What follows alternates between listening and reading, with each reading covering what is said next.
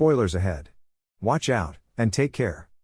The movie begins with Ken Rutherford, an investigative journalist, who wants to look into the underlying narrative of a mysterious killer in their community. The unknown killer's victims are always dishonest bureaucrats or corrupt monarchs. Several killings perpetrated by an unknown stranger are widely covered on television. However, since the killer's identity is still unknown, the mysterious killer is often referred to as John Doe. John Doe goes to do his thing as usual, executing any unethical official or figure, who is often shielded by defective laws. He goes to the home of a priest named Xavier Edward, who turns out to be a predator, grooming a girl named Sally in a room. John Doe storms in and orders Sally to leave, so he can immediately judge and execute Pastor Xavier. He leads Xavier into a room, where he stores images of all the victims. John Doe slams an iron crowbar into Xavier's private area, and beats him until dead. Following that, he takes all the proof of Xavier's crimes and immorality to a television network. However, after the news of the death is broadcast on television, the station clipped and manipulated all of the tapes given by John Doe, ensuring that the general public is unaware of all of Pastor Xavier's misdeeds. The news station even reports his death as the result of a horrible crime committed by someone who despises his religion. Ken, the journalist, knowing that the video from the broadcast has been edited, decides to go to the television station and get the whole video of what occurred to Pastor Xavier. The editors, however, turn down his request and invite him to go to the police station in person to find out what really happened. When he gets to the police station, he discovers that the police had purposefully covered up Pastor Xavier's crimes, because if the true news gets published, the public will immediately act and protest. People will be outraged, learning that the priest they have always trusted is a depraved predator. Ken then meets Sam, a reporter who had previously obtained video copies of John Doe's verdicts and murders. He learns John Doe can only rely on Sam to accept the tapes, since he dislikes crooked politicians and unscrupulous dictators. Ken requests permission from the editor-in-chief to meet Sam, but at the time, he is broadcasting live, to disclose the motive for all of John Doe's killings. He states on the show that John Doe mainly targets unscrupulous people, who always manage to elude the law. As a result, he reassures the public John Doe would not harm ordinary civilians.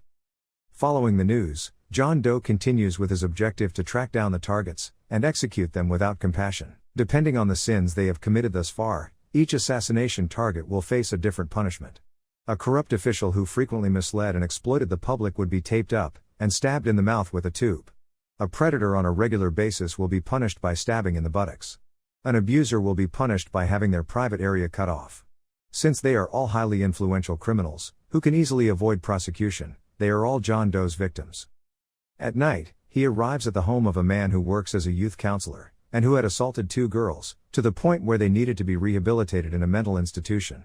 On this mission, John Doe decides to submit proof to social media, rather than television stations. As a result, footage of all evidence of the victims' crimes will not be cut or manipulated, so that the public is aware of John Doe's genuine motives.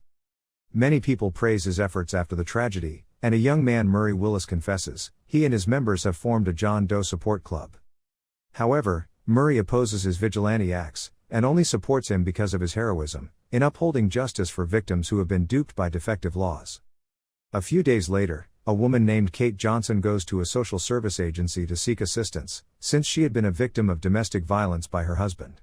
But she doesn't want to go to court, and instead wants to ask for money to buy medicine at the drugstore. She says that she loves her husband, and does not want to be apart from him. However, she gets beaten again in the evening, by her husband, who is under the influence of alcohol. After hitting her until she passes out, he leaves the house. But then John Doe emerges, and begins beating him, until he dies. After several months, the total number of murder cases perpetrated by John Doe increases to 18, and more individuals are aware of the murders performed by him.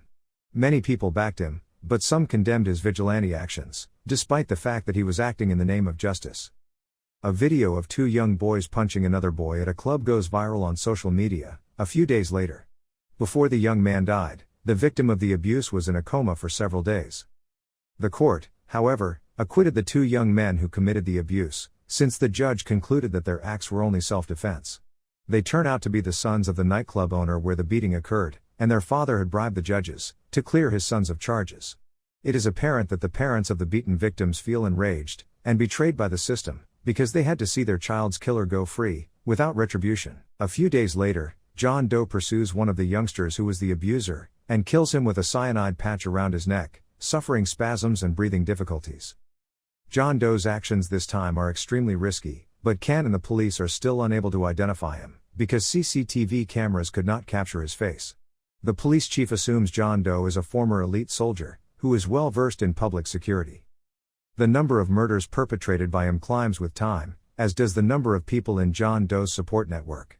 Murray also continues to battle against the inadequacies in the law, and the inequities that allow criminals to go free. He claims that only John Doe is capable of delivering justice, and punishing criminals who take advantage of broken laws. He is also gathering signatures on a petition, to encourage the government to impose harsher punishments on horrible criminals for the immorality they perpetrate. Unfortunately, Ministry of Law authorities reject the petition, since any petition not funded or endorsed by a government official would never be considered seriously by them. Following the rejection, some young men from a John Doe support group vow to follow in John Doe's footsteps, judging and killing offenders who avoid the law. At night, they approach a young abuser and entice him to a location where the youth followers are planning to kill him. Following that, they begin kidnapping corrupt officials and torturing them at a secret headquarters. The episode becomes widely publicized on television, and they assume Murray is the brains behind the John Doe support group's kidnapping. Nonetheless, he rejects it right away, because he is adamantly opposed to vigilantism. Even Sam is suspected of being a supporter of the fanatic group, because recently, he has not actively covered all of the support group's acts.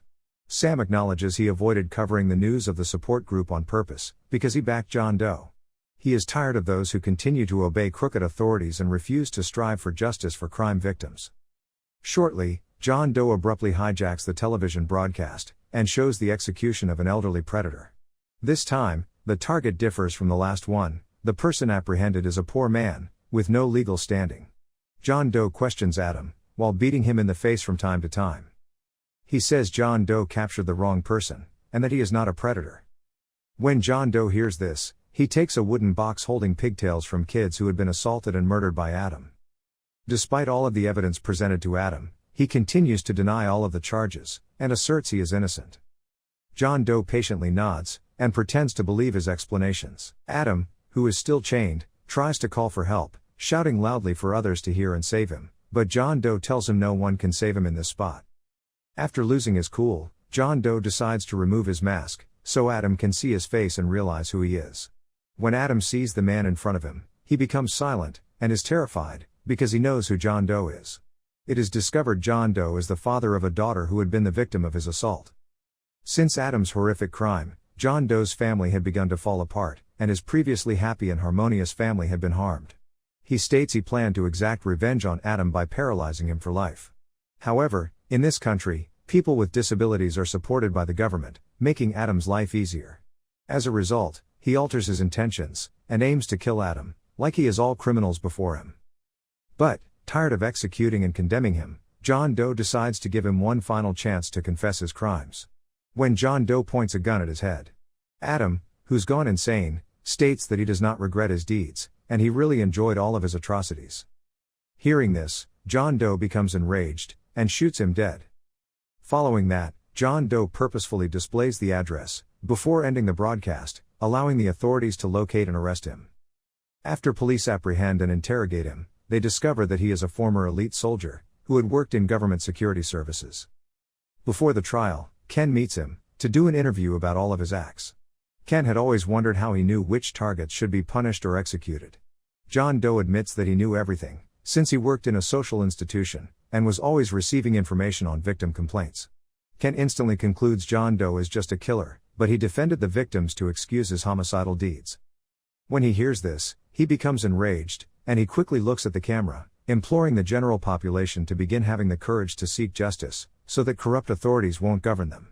Following that, he pretends to end himself, prompting the police officers and Ken to intervene. However, the action was simply his plot to approach Ken, and murder him, who turns out to be another predator, who frequently molests boys. A few days later, John Doe's trial proceeds, and many media sites cover the case, because they want to know the judge's verdict on the sentence he is given. When the court speaker is about to deliver the judge's ruling, many troops backing John Doe come, and launch several explosives around the courthouse. They use helicopters to target guards and police officers in the courthouse, in order to cause a commotion that would distract all the guards. Throughout the turmoil, Sam and Murray are calm, as if they knew what was about to happen. John Doe's support crew then take advantage of the situation, to save John Doe, and transport him away. The end. Thank you for watching. Subscribe if you'd like to see more videos like this. Turn on the notifications, and leave a like to help the channel out.